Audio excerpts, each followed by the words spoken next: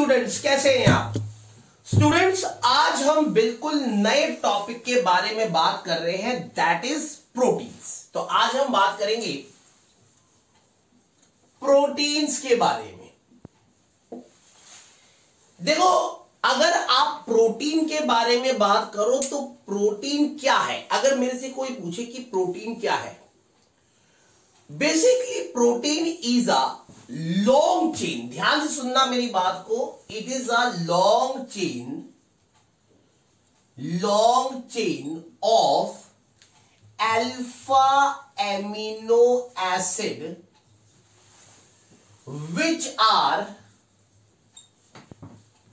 which are joined together by peptide bonds. ये long chain of alpha amino acid होता है, मतलब बहुत सारे एमिनो एसिड आपस में एक दूसरे के साथ जुड़ के एक लॉन्ग चेन बना देते हैं, जिसे हम प्रोटीन कहते हैं। और ये जो एमिनो एसिड है, ये एक दूसरे के साथ किस बॉन्ड से जुड़े हुए हैं? ये पेप्टाइड बॉन्ड के तहत जुड़े हुए हैं। ठीक है, अब पेप्टाइड बॉन्ड क्या होता है, एमिनो एसिड क्या होता है, वो मैं आपको बिल्कुल बताऊंगा, आपको तसल्ली रखनी है। ठीक है नहीं? तो सबसे पहले हम बात करते हैं कि ये जो प्रोटीन है, ये बेसिकली मेन बिल्डिंग मटेरियल है। It is the main building material of our body. ये मेन बिल्डिंग मटेरियल है ऑफ आवर बॉडी। ठीक है नहीं?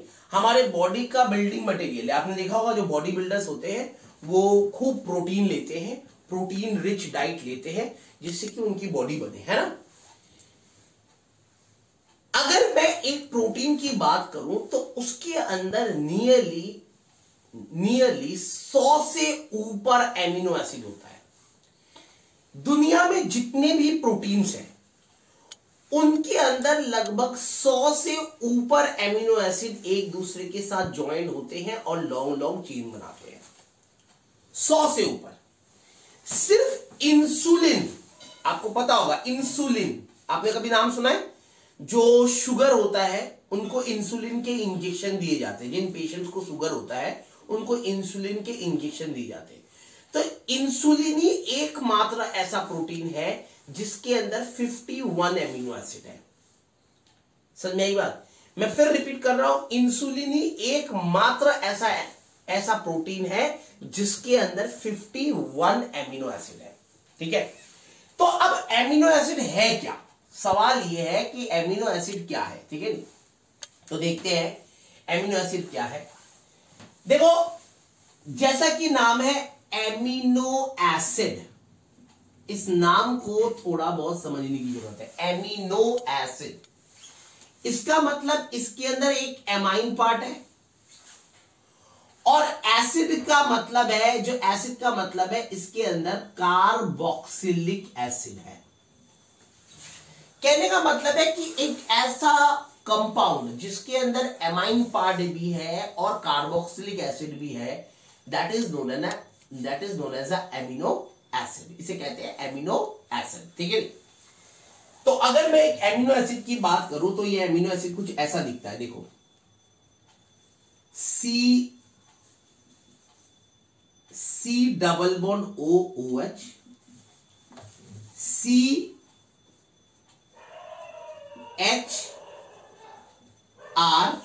ठीक है, एंड NH2, और NH2 के पास लोन पेयर ऑफ इलेक्ट्रॉन है, नाइट्रोजन के पास लोन पेयर ऑफ इलेक्ट्रॉन है।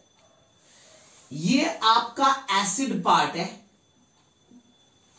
और ये आपका एमिनो पार्ट है, एमाइन पार्ट है। और ये दोनों एसिड और एमाइन दोनों एक ही चेन में, एक ही कार्बन चेन में लगा हुआ है, इसीलिए हम इसे कहते हैं एमिनो एसिड्स। ठीक है बेटे, अगर आप एमिनो एसिड्स की बात करें तो एमिनो एसिड्स की खास बात है कि एमिनो एसिड जो होता है ये बेसिकली एक बहुत बढ़िया ये बेसिकली एक बहुत बढ़िया आयन डेवलप करता है जिसका नाम है ज्वीटर आयन। आपने ज्वीटर आयन के बारे में aldehyde, ketone and carboxylic acid में पढ़ा हुआ है, और मुझे बेसिकली इसके बारे में, ज्वीटर आयन के बारे में बहुत ज्यादा आपको डिस्क्रिप्शन नहीं देना, ऑल्दो मैं इस टॉपिक में भी ज्वीटर आयन का डिस्क्रिप्शन दूंगा, ठीक है नहीं, तो घबराने की जरूरत नहीं है। आप पहले तो ये समझ लीजिए कि भाई ये आपका एमिनो एसिड है, ठीक है, और इस एमिनो एसिड के बहुत सारे ऐसे एमिनो एसिड आपस में एक दूसरे के साथ एक सीक्वेंस के तहत, फिर मैं रिपीट कर रहा हूं, बहुत सारे एमिनो एसिड आपस में एक दूसरे के साथ एक सीक्वेंस के तहत जुड़ते हैं bye the help of peptide bonds, bye the help of peptide bonds, और क्या फॉर्म करते हैं, क्या फॉर्म करते हैं, प्रोटीन्स फॉर्म करते हैं, ठीक है। ये आपने उतार लिया, कोई दिक्कत तो नहीं ना, मिटा दूं ना। तो अब सवाल ये उठता है, मेरी बात को ध्यान से समझना, कि अगर मैं प्रोटीन की बात करूं तो प्रोटीन क्या है, व्हाट इज अ प्रोटीन। अगर मेरे से कोई पूछे कि प्रोटीन क्या है तो मैं क्या जवाब दूंगा, तो देखिए बेटे, अगर मेरे से कोई पूछे कि प्रोटीन क्या है तो प्रोटीन बेसिकली क्या है, देखो आपके पास ये एक एमिनो एसिड है, ध्यान देना, ये आपके पास ये एक एमिनो एसिड है,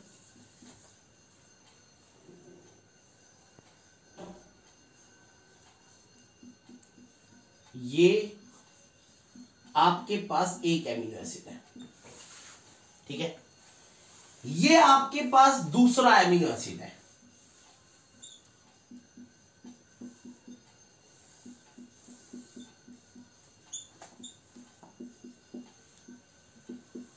ये आपके पास दूसरा एमिनो एसिड है, ठीक है। ये दोनों एमिनो एसिड आपस में जुड़ के प्रोटीन बनाएंगे।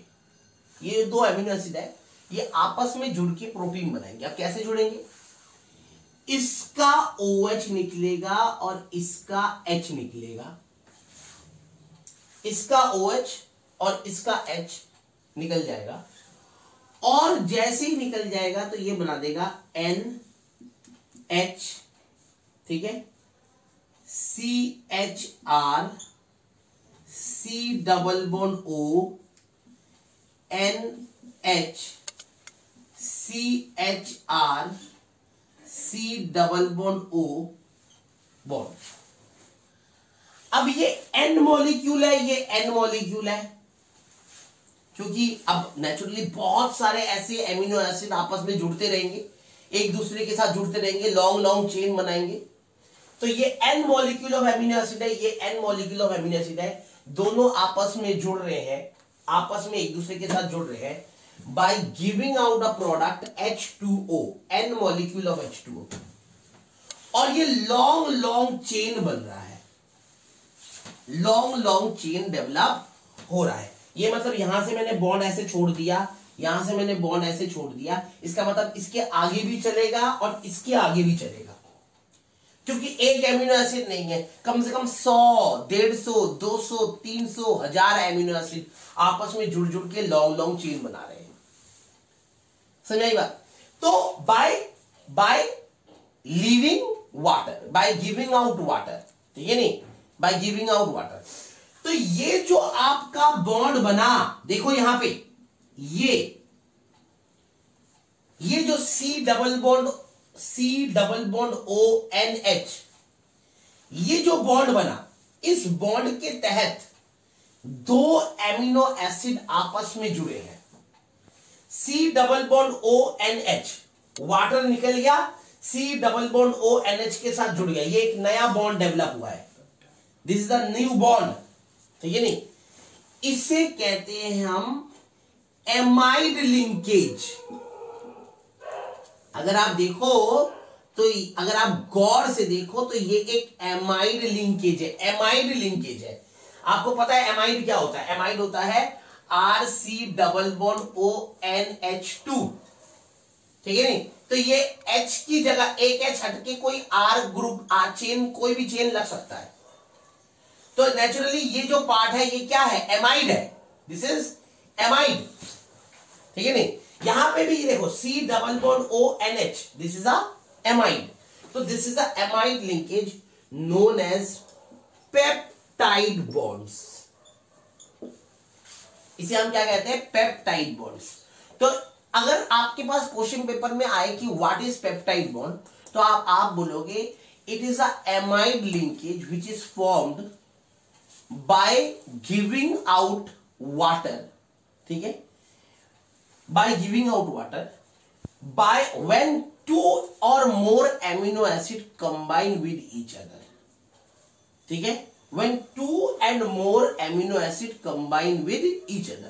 मैं फिर रिपीट कर रहा हूं, it is a amide linkage which is formed by giving out water when two or more amino acid combine with each other।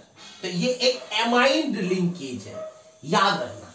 बच्चे इस लाइन को लिखना भूल जाते, वो कहते हैं when two amino acid combine with each other leaving out water it is peptide bond। no, it is a amide linkage। ये लिखना बहुत जरूरी है, ये लाइन बहुत जरूरी है, it is a amide linkage। कोई डाउट, कोई परेशानी, इसे उतार लीजिए फिर आगे करते हैं।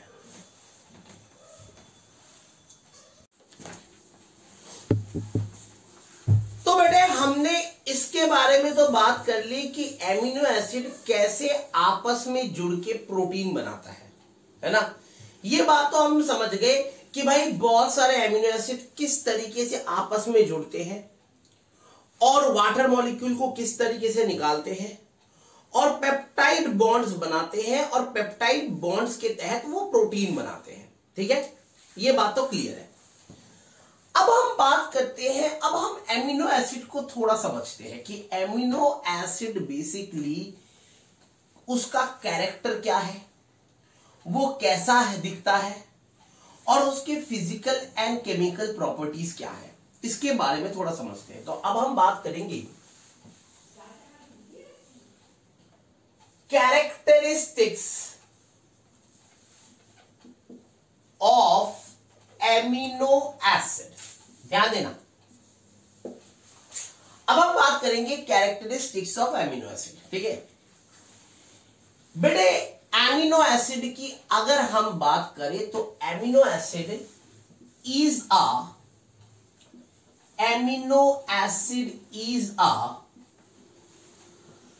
Colourless crystalline solid. Amino acid क्या है, कलरलेस क्रिस्टलाइन सॉलिड है, ठीक है, ये कलरलेस है और क्रिस्टलाइन इन नेचर है। सबसे बड़ी बात है क्रिस्टलाइन इन नेचर, ठीक है नहीं। अगर आप देखिए तो एमिनो एसिड जो है इसके अंदर एसिड भी है और बेस भी है। अगर आप एमिनो एसिड को देखिए तो एमिनो एसिड का स्ट्रक्चर कुछ ऐसा है, ये आपको पता है C डबल बॉन्ड OOH है, ये CHR है, ये NH2 है, ठीक है नहीं, ठीक है। तो आप इस बात को जानते हैं कि ये कार्बोक्सिलिक एसिड जो है ये एसिड है और ये एमिनो ग्रुप जो है ये एक बेस है। तो it contain both part, it contains both part acid as well as base, ठीक है नहीं। Carboxylic acid is a acid and amino group is a base। हो गया, तो ये बात तो क्लियर हो गई। इसके अंदर दोनों पार्ट है, acid as well as base, ठीक है। Third, it act as a salt, ठीक है, ये किसकी तरह काम करता है, सॉल्ट की तरह काम करता है, रेदर देन एसिड और बेस, ये सॉल्ट की तरह काम करता है। सबसे एक बड़ी बात है, ये सॉल्ट की तरह काम करता है, एसिड और बेस की तरह काम नहीं करता। बेसिकली ये सॉल्ट की तरह काम करता है। क्यों? Because it contains acid part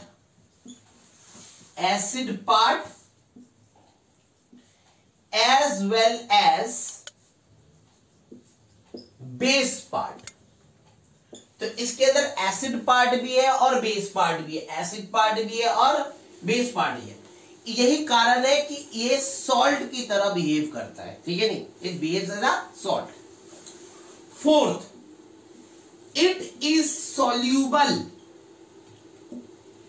in water, ये वाटर के अंदर सॉल्यूबल होता है, पानी के अंदर ये सॉल्यूबल होता है, it is soluble in water. Fifth, ध्यान से सुनना, फिफ्थ, अगर आप एमिनो एसिड की बात करें तो amino acid has high melting point and boiling point. जो एमिनो एसिड्स होते हैं उनकी मेल्टिंग एंड बॉइलिंग पॉइंट बहुत ही हाई होती है, ठीक है। सिक्स्थ और most important, sixth and most important, ध्यान से सुनना, when they are dissolved in water, they forms a dipolar ion known as Zwitter ion। जब हम एमिनो एसिड को पानी के अंदर डिसॉल्व करते हैं तो ये एक डाइपोलर आयन फॉर्म करता है और इस डाइपोलर आयन को ज्विटर आयन कहते हैं। ज्विटर आयन क्या होता है मैंने आपको बताया, मैंने सोचा था ना बताऊं लेकिन फिर आपको बता देता हूं यार, बिना बताए तो जा भी नहीं पाऊंगा आगे। तो भाई ज्विटर आयन समझो, ज्विटर आयन एक डाइपोलर आयन है, मतलब एक ही कंपाउंड के अंदर नेगेटिव पार्ट भी है और पॉजिटिव पार्ट भी है। It is a dipolar ion, ठीक है। और ये डाइपोलर आयन को हम ज्विटर आयन कहते हैं। तो amino acid dipolar ion form करता है when it is dissolve in water, ठीक है। और इस डाइपोलर आयन का नाम जो है दैट इज ज्विटर आयन। अब आप बोलोगे सर कैसे, ये बना कैसे, ये क्या होता है, ये कैसे होता है, ये कैसे बना, ये किस तरीके से बना? आपके दिमाग में बहुत सवाल है और उन सभी सवालों का जवाब मैं देता हूं, टेंशन मत लो, मैं एक एक बात आपको बताऊंगा, ठीक है नहीं। तो मेरे इसको पहले आपने उतार लिया, पक्का है, मिटा दूं, ठीक है नहीं, वीडियो को पॉज करो फिर उतार लो, ठीक है नहीं। अब मैं आपको ज्विटर आयन के बारे में समझाता हूं, ध्यान से सुनना। देखो बेटे, ज्विटर आयन क्या होता है, ये क्वेश्चन पेपर में आ भी सकता है और बहुत इंपॉर्टेंट पार्ट है ये। देखो बेटे, अगर हमें कोई पूछे कि ज्विटर आयन क्या होता है, अगर हमसे कोई ये पूछे कि व्हाट इज ज्विटर आयन, तो आपको मैंने अभी अभी बताया था कि जब मैं एमिनो एसिड को पानी के अंदर डिसॉल्व करता हूं तो it exist as zwitter ion, it forms zwitter ion. आप कुछ भी कह दो, it exist as zwitter ion, it forms zwitter ion, आप कुछ भी कह सकते हो। तो कहने का मतलब है आपके पास ये एमिनो एसिड है, ये एमिनो एसिड है, थोड़ा और एलैबोरेट करके स्ट्रक्चर को बना रहा हूं।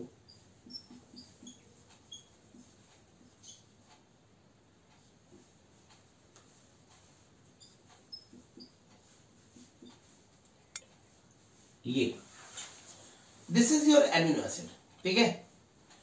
जैसे ही मैं इस एमिनो एसिड को पानी के अंदर मिलाऊंगा, वाटर के अंदर मिलाऊंगा, तो जैसे ही मैं इसको पानी के अंदर मिलाऊंगा, आपको पता है acid always release H positive when it is dissolve in water.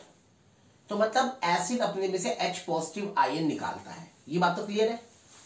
तो ये जो इस एमिनो एसिड का एसिड पार्ट है, this is the acid part, ये अपना H पॉजिटिव रिलीज करेगा।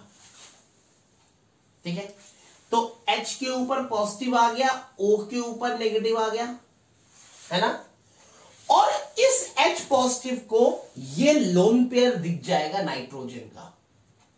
इस H पॉजिटिव को जैसे ही ये H पॉजिटिव निकला, ये H पॉजिटिव जैसे ही निकला, इसको नाइट्रोजन का लोन पेयर दिख जाएगा, नाइट्रोजन का लोन पेयर दिख जाएगा। ठीक है नहीं, और ये H पॉजिटिव इस नाइट्रोजन के लोन पेयर के को लेने के लिए भागेगा। ये जो H पॉजिटिव है ये इस नाइट्रोजन के लोन पेयर ऑफ इलेक्ट्रॉन को लेने के लिए भागेगा और अगले केस में एक डाइपोलर आयन फॉर्म करेगा।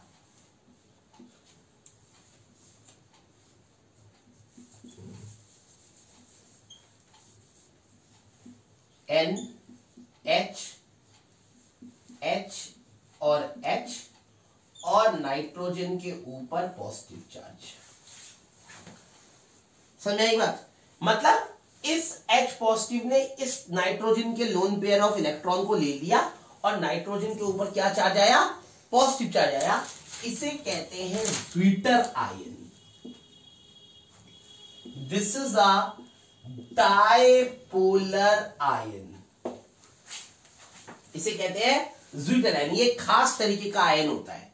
ज्विटर आयन का मतलब ही होता है एक खास तरीके का आयन जो डाइपोलर हो, जिसके ऊपर चार्ज हो, इसके ऊपर नेगेटिव चार्ज और इसके ऊपर पॉजिटिव चार्ज। एक ही कंपाउंड के अंदर दो चार्ज हो, negative and positive, by the migration of H ion, it is formed by the migration of H ion.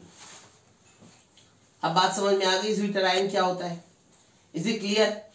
तो ये मेरे ख्याल से 7th पॉइंट हो गया है ना।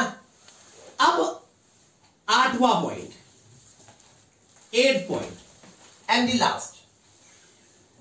याद रखना, most of the amino acid are optically active। जितने भी एमिनो एसिड होते हैं वो ऑप्टिकली एक्टिव होते हैं। Amino acid are mostly optically active, क्योंकि अगर आप इसे ऐसे काटोगे तो भी सेम हिस्सा नहीं है, इस तरफ H है इस तरफ R है, और अगर आप इसको ऐसे काटोगे तो ऊपर कार्बोक्सिलिक एसिड है, नीचे एमाइन है, तो इट इज अनसिमेट्रिकल। क्या है? अनसिमेट्रिकल। तो अगर अनसिमेट्रिकल है तो ये ऑप्टिकली एक्टिव है। क्या है? Optically active. आई बात समझ में? एमिनो एसिड बिल्कुल क्लियर है। अगर कोई आपसे पूछे कि ज्विटर आयन क्या होता है, उसका आंसर दे दोगे? दिक्कत तो नहीं ना कोई? उतार लीजिए। फिर हम बात करेंगे टाइप्स ऑफ एमिनो एसिड्स के बारे में। इसे उतार लीजिए पहले।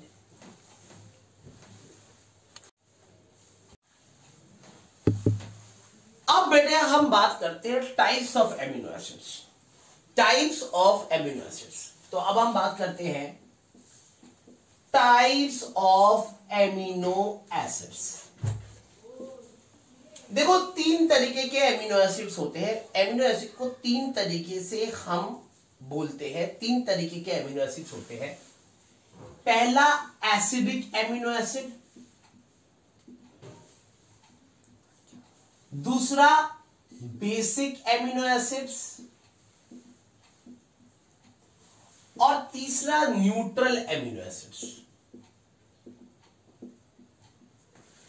एसिडिक एमिनो एसिड वो एमिनो एसिड है जिसके अंदर acid part is greater then base part. Carboxylic acid जो है वो ज्यादा है, एमिनो पार्ट जो है वो कम है। Basic amino acid is basic part is greater than acid part. ठीक है? And neutral amino acid basic part is equal to acidic part. तो जिस एमिनो एसिड में एसिड पार्ट ज्यादा है वो एसिडिक एमिनो एसिड, जिस एमिनो एसिड में बेस पार्ट ज्यादा है, बेस पार्ट मतलब एमिनो पार्ट ज्यादा है, वो बेसिक एमिनो एसिड, और जिस एमिनो एसिड के अंदर एसिड और बेस पार्ट दोनों बराबर है उसे कहते हैं न्यूट्रल एमिनो एसिड। ठीक है, अब एमिनो एसिड को एक और तरीके से क्लासिफाई किया जाता है। ये तो एक क्लासिफिकेशन हो गया। एमिनो एसिड को एक और तरीके से क्लासिफाई किया जाता है। Amino acid can further classify into one more type। हम एमिनो एसिड को एक और तरीके से क्लासिफाई कर सकते हैं। पहला एसेंशियल एमिनो एसिड और दूसरा नॉन एसेंशियल एमिनो एसिड। पहला एसेंशियल एमिनो एसिड, दूसरा non essential amino acid. Essential amino acid वो एमिनो एसिड्स होते हैं जो एसेंशियल, नाम से पता लग रहा है ना, एसेंशियल, जो हमारी बॉडी के लिए बहुत जरूरी है। दैट इज एसेंशियल, जो हमारी बॉडी के लिए बहुत जरूरी है, जिसे हमारा बॉडी मैन्युफैक्चर, जरूरी क्यों है? क्योंकि हमारा बॉडी उसे मैन्युफैक्चर नहीं कर सकता, हमारा बॉडी उसे सेल्फलेसली नहीं बना सकता, हमें उसे डाइट के तहत लेना है, खाने के तहत लेना है, हमें एक्सटर्नल मेथड से उसे लेना है, एक्सटर्नल वे से लेना है।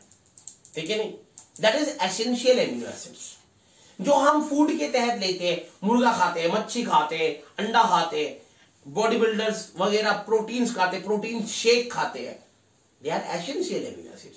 वो बाहर से ही लिया जाएगा, वो हमारा बॉडी मैन्युफैक्चर नहीं कर पाता। With our body can not able to synthesize it, we have to consume it by the help of food, by the help of external वे।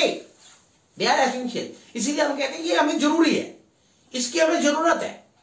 लेकिन एक एमिनो एसिड होता है नॉन एसेंशियल एमिनो एसिड, जो हमारा body खुद ही manufacture कर लेता है। वो कहता है कि भाई मैं खुद ही मैन्युफैक्चर करूंगा, मुझे ये एमिनो एसिड बाहर से लेने की जरूरत नहीं है। ऐसे केस में हमें ये एमिनो एसिड बाहर से लेने की जरूरत नहीं है, ना हम इसे बाहर से कंज्यूम करने की कोशिश करते हैं, क्योंकि हमें पता है हमारा बॉडी जो चीज, यार वही वाली बात है ना, घर की मुर्गी दाल बराबर, औरों की मुर्गी लगती है मुर्गी। तो वही वाली बात है कि ये तो घर की बात है, ये हमारा बॉडी कहता है कि यार छोड़ो ना, हमारा मैं खुद ब खुद बना दूंगा, कोई दिक्कत नहीं है। तो ये नॉन एसेंशियल है, इसे नॉन एसेंशियल के कैटेगरी में रख दिया गया कि मुझे बाहर से लेने की जरूरत नहीं है। ठीक है नहीं, ये हमारा बॉडी खुद ब खुद बना देगा। लेकिन एसेंशियल एमिनो एसिड हमारा बॉडी खुद नहीं बना सकता, इसकी हमें जरूरत है, इसकी कमी भी हो सकती है बॉडी के अंदर। तो हमें हमेशा फूड ऐसा लेना है जिसके अंदर एसेंशियल एमिनो एसिड मौजूद हो। समझ आई बात? So this is the difference between essential and non essential amino acids. Is it clear? So ये था आपका एमिनो एसिड की क्लासिफिकेशन। ठीक है, अब हम प्रोटीन्स की क्लासिफिकेशन करेंगे। पहले आप इसको उतारिए, फिर हम प्रोटीन्स की क्लासिफिकेशन करेंगे।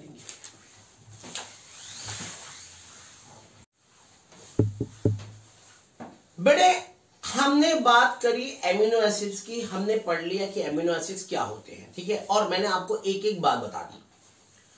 अब हम बात करेंगे टाइप्स ऑफ प्रोटीन्स के बारे में। अब प्रोटीन्स के बारे में जानते हैं, टाइप्स ऑफ प्रोटीन्स के बारे में बात करते हैं। ठीक है, तो मेरे हम बात कर रहे हैं टाइप्स ऑफ प्रोटीन्स। आपको ये तो पता लग गया कि प्रोटीन्स कैसे बनते हैं। बहुत सारे एमिनो एसिड पेप्टाइड बॉन्ड के तहत जुड़ते हैं और प्रोटीन्स बनाते हैं। अगर दो एमिनो एसिड आपस में जुड़े तो उसे कहते हैं डाइपेप्टाइड। अगर 3 एमिनो एसिड आपस में जुड़े तो उसे कहते हैं ट्राइपेप्टाइड। अगर 4 एमिनो एसिड आपस में जुड़े बाइपेप्टाइड बॉन्ड्स तो उसे कहते हैं टेट्रापेप्टाइड। ऐसे बहुत सारे एमिनो एसिड जब आपस में जुड़े तो उसे कहते हैं पॉलीपेप्टाइड। क्या कहते हैं? पॉलीपेप्टाइड। ये बात तो क्लियर है, कोई दिक्कत तो नहीं है, ठीक है। अब हम टाइप्स ऑफ प्रोटीन्स की बात करेंगे। तो हम प्रोटीन्स को फर्स्ट क्लासिफिकेशन, ये है क्लासिफिकेशन ऑफ प्रोटीन। हम क्लासिफिकेशन ऑफ प्रोटीन्स के बारे में बात कर रहे हैं और प्रोटीन की बहुत सारी क्लासिफिकेशन है, बहुत सारी क्लासिफिकेशन है। प्रोटीन को बहुत तरीके से क्लासिफाई किया जाता है। तो हम बात कर रहे हैं फर्स्ट क्लासिफिकेशन ऑफ प्रोटीन,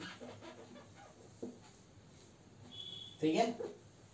हम प्रोटीन की क्लासिफिकेशन कर रहे हैं, ठीक है। ये सबसे पहला क्लासिफिकेशन है। देखो, प्रोटीन दो तरीके के होते हैं दुनिया में। There are 2 type of proteins. दुनिया में 2 तरीके के प्रोटीन्स होते हैं according to their existence, according to their availability, ठीक है, एंड एग्जिस्टेंस। 2 तरीके के प्रोटीन होता है। एक होता है आपका फाइब्रस प्रोटीन और दूसरा होता है आपका ग्लोब्यूलर प्रोटीन। जैसा कि नाम है फाइब्रस प्रोटीन, तो इसका फाइबर टाइप स्ट्रक्चर है, टाइप स्ट्रक्चर। जैसे कि रोए रोए निकलते हैं ना, रोए देखा है? जैसे कि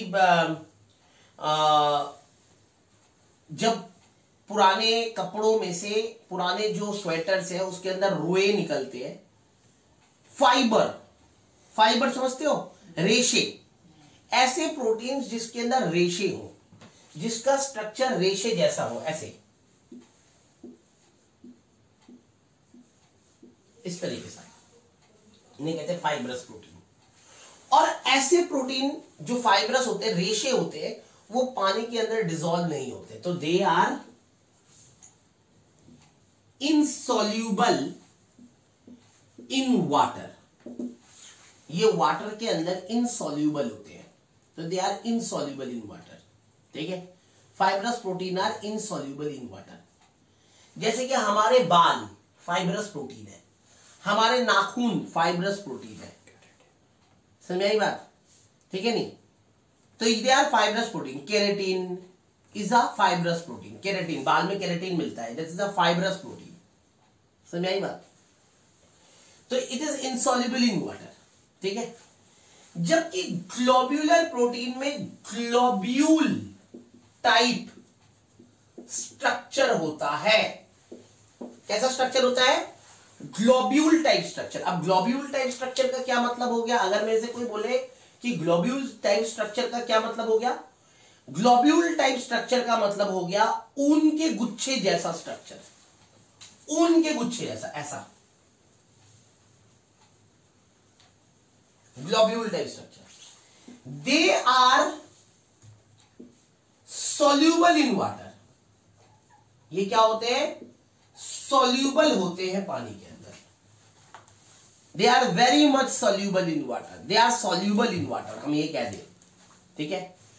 और ऐसे जो प्रोटीन होते हैं, अगर इन प्रोटीन्स की अगर हम बात करें, जैसे कि एग्जांपल है insulin. Insulin is a globular protein, globule type structure है। तो globular protein soluble in water है। Fibrous protein fibre type structure है, इनसॉल्यूबल इन वाटर है। इसका एग्जांपल है केराटिन, इसका एग्जांपल है इंसुलिन। Is it clear?